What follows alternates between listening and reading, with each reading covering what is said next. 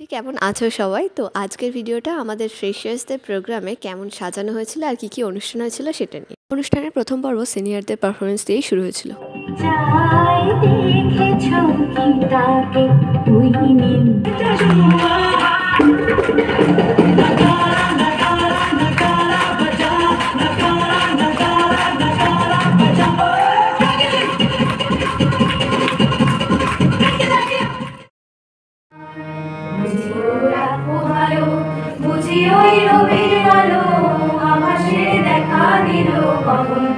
আমার দুর্গা পথপ্রান্তরে স্কুল ঘরে থাকে। আমার দুর্গা বিপদে আপদে আমাকে মা বলে ডাকে।